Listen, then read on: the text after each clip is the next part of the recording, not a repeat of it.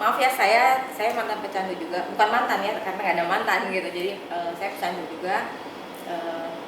Teman-teman banyak yang setiap tahun ada yang meninggal duluan gitu. Kenapa saya memutuskan untuk tes waktu itu? Halo Ibu, saya Eva Dewi Rahmadiani, umur saya mau 37.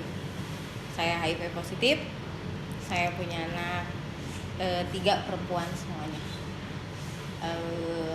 Saya HIV di tahun 2010 sampai sekarang. Pertama kali di tahun 2010 Januari, saya masih ingat 2010 Januari, awal-awal tahun sih waktu itu. Sebenarnya mungkin kalau dirunut ke belakang saya udah terinfeksinya udah lama sih ya, mungkin karena di tahun 2004 sampai ke 2010 itu teman-teman tuh yang dulunya pecandu itu mereka udah pada meninggal duluan gitu. Maaf ya, saya mantan pecandu juga, bukan mantan ya, karena nggak ada mantan gitu. Jadi saya pecandu juga. Teman-teman banyak yang setiap tahun ada yang meninggal duluan gitu. Kenapa saya memutuskan untuk tes waktu itu? Sebenarnya nggak, kondisinya sih baik-baik aja Bu, lagi sehat gitu, lagi fit lah gitu. Cuman beberapa hari yang lalu ada temen dia meninggal juga karena HIV, tapi informasi dari layanan kesehatan mungkin belum mengarah ke si HIV itu, karena informasi HIV waktu itu kan masih agak sedikit minim ya informasi itu. Jadi indikasinya berbagai macam lah, karena sakit ini padahal itu sebenarnya itu HIV gitu. Saya mutusin buat tesnya itu selang 2 hari dari teman saya meninggal. Ketika saya tes rewas sih ya, maksudnya rewasnya ya kok saya juga kena gitu, tapi saya balik lagi ke belakang gitu, karena saya dulu pakai jarum suntik bareng sama teman-teman saya yang udah meninggal juga. Bukan berarti saya menyalahkan mereka ya, tapi alangkah lebih baik saya tes gitu waktu itu. Jadi keputusan saya sendiri saya untuk tes gitu, dan akhirnya HIV positif. Ya selamat gitu ya, gimana ya, maksudnya sedih ya, campur aduk perasaannya. Waktu awal-awal sedih, kecewa iya, karena bodoh banget gitu, kok nggak kepikiran kesini gitu. Kemarin ya saya melakukan hal-hal yang menurut saya itu bodoh ya, nggak kepikiran dampaknya sekarang gitu. Yang lebih dikhawatirin justru ketika saya sudah punya anak-anak dan saya baru tahu status, itu yang jadi masalah sebenarnya. Kalau masalah statusnya saya sendiri, saya tahu HIV, nggak jadi soal sebenarnya. Tapi saya bingungnya itu ke anak-anak Bu, karena saya udah posisinya udah punya anak gitu. Ketika udah tahu status, penerimaan diri untuk saya mengidap HIV ada kurang lebih 6 bulan lah. Itu fase yang menurut saya sangat-sangat manusiawi ya. Ya maksudnya campur aduk lah, depresi segala macam, sedih, kecewa, wah macam-macam. Saya bingung harus bagaimana, saya harus ngapain, gimana anak-anak saya. Selama 6 bulan, kurang lebih 6 bulan itu, wah goncangannya memang sangat berat buat saya waktu itu. Belum lagi dengan obat yang saya minum harus setiap hari, itu berat pisan deh.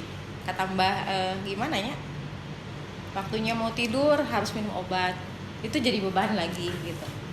Sampai saya keluar kerja juga karena kondisinya belum stabil ya, mungkin bisa dibilang si obatnya baru beradaptasi dengan tubuh saya, jadi saya tidak bisa melakukan aktivitas seperti biasa gitu. Sempat kesel, sempat capek gitu, padahal baru 6 bulan saya minum obat. Padahal sebenarnya ARV harus diminum seumur hidup. Ya berat setiap hari gitu kan, wah ribet, sempat pengen berhenti. Tapi kalau saya berhenti, saya mikir lagi anak saya seperti apa, nanti gimana. Karena justru ketika putus obat itu justru yang jadi lebih bahaya sebenarnya. Kondisinya bakalan menjadi lebih buruk lagi ketika kita putus obat sebenarnya. Jadi mau nggak mau saya harus lanjut gitu. Kalau awal-awal ya Bu sulit, jujur sulit banget gitu ya, itu tadi gitu, ketika saya harus memutuskan minum obat itu emang agak berat ya. Jadi prosesnya tuh dari tahu status, terus memutuskan untuk minum ARV seumur hidup, terus bagaimana saya harus menginformasikan ke keluarga saya, dengan orang-orang terdekat, dengan lingkungan gitu. Itu jadi beban buat saya gitu waktu itu. Akhirnya ya saya tunda status ini, saya tutup kurang lebih 1 tahun lebih lah, hampir 2 tahun waktu itu. Kenapa saya harus open status? Karena posisinya saya hamil ke anak yang ketiga, dan itu dokter menyarankan harus disesar karena kondisinya memungkinkan lahir normal, tetapi karena terapinya saya baru kan, jadinya saya harus koordinasi, harus ngobrol dulu nih sama keluarga bahwa saya harus disesar waktu itu. Mau nggak mau dong saya harus open status sama keluarga gitu kan. Berat sih buat ngomong, takutnya gimana gitu. Karena ya itu tadi 1 tahun hampir 2 tahun saya ngumpetin gitu kan, diam-diam minum obat sementara keluarga nggak tahu gitu kan. Akhirnya saya ngomong sama ibu gitu, jadi orang-orang terdekat dulu sama keluarga inti. Saya ngobrol bahwa saya harus sesar gini, harus minum obat setiap hari karena saya sakit gini. Wah ya begitulah penerimaan mereka, campur aduk. Wajar lah, namanya juga ibu ya, orang tua sendiri yang kecewa, sedih. Kenapa dilihatnya anaknya baik-baik aja. Emang rada bedegong sih, saya teh rada bedegong. Saya mengakui karena saya bedegong. Jadi wajar tuh si orang tua bisa kecewa, sedih dan sebagainya, saya terima gitu. Nah ketika ngobrol sama keluarga besar, mereka tambah bingung juga karena mereka ngelihat saya baik-baik aja gitu. Eva biasa aja, pulang sekolah pulang, di rumah ada terus, kok bisa Eva turun langsung apalagi langsung berhubungan dengan jarum suntik dan sebagainya. Ya mereka kaget gitu. Ya saya bilang ya ini udah jadi ya udah terjadi, mau diapain gitu kan. Saya minta doanya aja karena saya harus sesar dan saya harus ada izin dari keluarga, dari orang tua, saya bilang gitu. Ya mereka ada yang nerima, ada yang marah, macam-macam sih. Awalnya agak sedikit sakit hati ya, kok ngerasa di stigma, kok ngerasa didiskriminasi sama keluarga sendiri gitu. Ketika saya ngomong masalah status saya, justru saya pengen jujur, itu pengen tahu reaksinya seperti apa. Prediksi saya mereka bakalan baik dan bakalan ngerangkul saya waktu itu. Ternyata sedikit menjauh hubungannya, sedikit menjauh sama keluarga ya, belum lagi sama teman-teman yang mereka tahu. Saya juga nggak tahu kenapa di lingkungan rumah teman-teman jadi pada tahu, saya nggak tahu. Lumayan nyeri hati sih Bu. Saya sempat diam di rumah gitu ya, maksudnya malas lah keluar rumah sama keluarga, nggak terlalu dekat lagi, padahal dulu dekat gitu kan. Kalau dipikir-pikir ya itulah hak mereka. Ketika mereka tidak suka atau mereka memutuskan sedih, kecewa dan sebagainya, ya itu terserah keluarga saya gitu. Dan saya ngambil keputusan, mereka tidak menstigma saya, mereka tidak mendiskriminasi saya, tapi justru kenapa seperti itu, justru stigma dan diskriminasi itu sebenarnya muncul dari diri kita sendiri, karena saya memblok diri Bu waktu itu. Jadi ketika keluarga besar datang ke rumah, misalnya ada acara keluarga, saya diam di kamar, nggak mau keluar. Paling ketemu cuman salaman, udah keluar rumah. Karena kebetulan saya kerja di Rumah Cemara, jadinya aktivitas banyak di Rumah Cemara kan, pagi kerja, pulang sore gitu, jadinya nggak terlalu pusing buat mikirin orang-orang ngomongin apa gitu. Ya tetap ketika di rumah mah ada pasti kepikiran gitu, aduh orang lain nih udah tahu nih status saya seperti apa gitu. Dilema pisan gitu ya, sempet gimana ya, bingung aja sih, orang-orang masih mau nggak sih nerima saya gitu. Mau nggak sih orang-orang ngelihat saya di sini. Jujur saya sempat pindah Bu ketika tahu status itu. saya sempat pindah dari lingkungan rumah.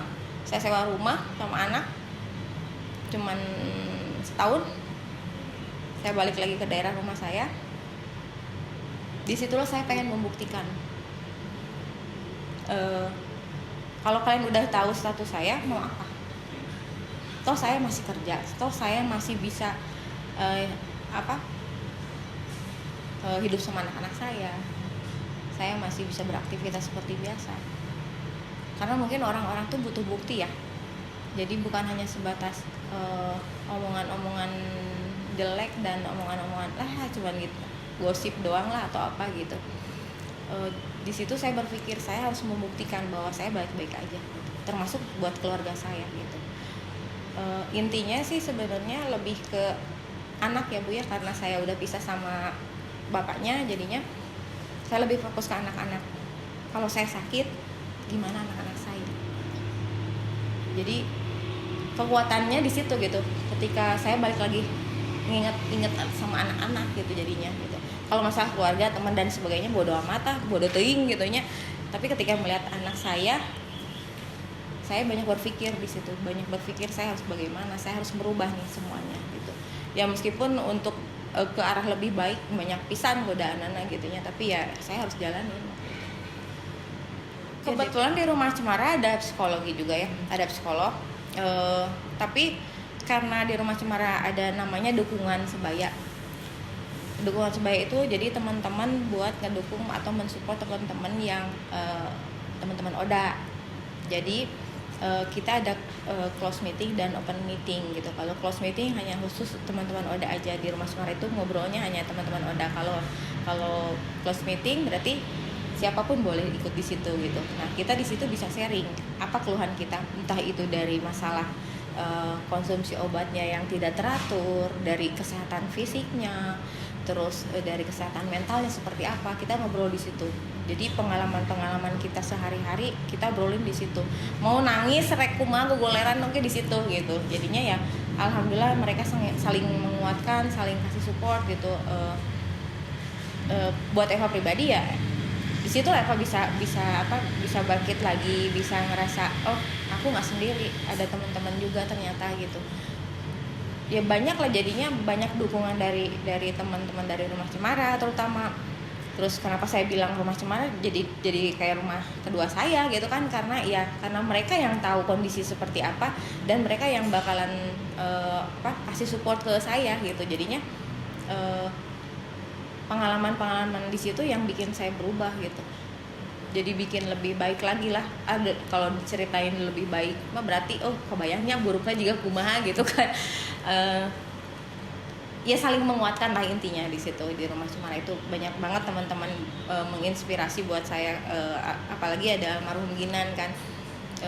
Aktivitas olahraganya yang cukup berat menurut saya, tapi dia tetap sehat gitu. Bagaimana caranya dia harus bangkit lagi? Wah banyak banget lah teman-teman di sana gitu yang bikin saya, motivasi saya untuk tetap hidup lebih baik lagi.